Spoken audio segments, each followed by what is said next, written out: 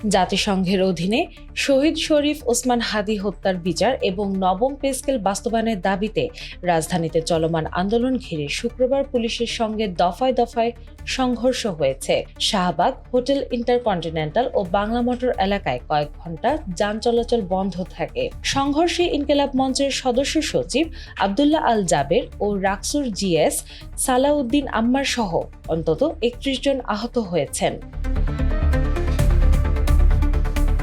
শুক্রবার সকালে নবম পে স্কেল বাস্তবায়নের দাবিতে সরকারি কর্মকর্তা-কর্মচারীরা যমুনা অভিমুখে মিছিল করলে পুলিশ লাঠিচার্জ, কাঁদানে গ্যাস ও সাউন্ড গ্রেনেড নিক্ষেপ করে তাদের ছত্রভঙ্গ করে দেয়। এতে ১৫ থেকে ২০ জন সরকারি কর্মচারী আহত হন। এ সময় যমুনার সামনে অবস্থানরত ইনকিলাব মঞ্চের নেতাকর্মীরাও সরিয়ে দেওয়া হয়। দুপুরের পর ইনকিলাব মঞ্চের নেতাকর্মীরা হোটেল ইন্টারকন্টিনেন্টালের সামনে পুলিশের ব্যারিকেডের মুখে অবস্থান নেন। ব্যারিকেড ভেঙে যমুনার দিকে অগ্রসর হওয়ার চেষ্টা করলে বিকেল ৩:৩০টার দিকে পুলিশ লাঠিচার্জ, সাউন্ড গ্রেনেড ও কাঁদানে গ্যাস নিক্ষেপ করে। জবাবে আন্দোলনকারীরা ইটপাটকেল ছুড়লে সংঘর্ষ ছড়িয়ে পড়ে শাহবাগ ও বাংলা মোটর এলাকায়।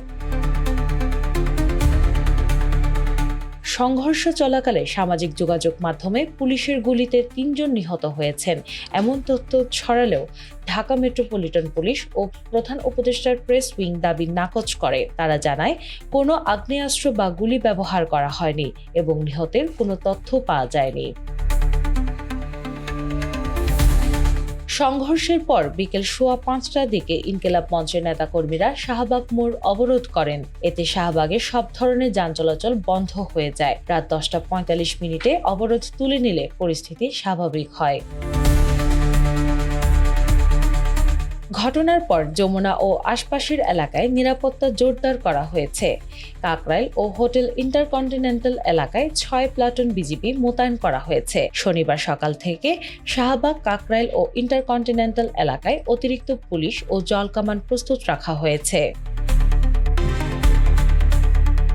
দিনা ইসলাম, বাংলাবাজার পত্রিকা।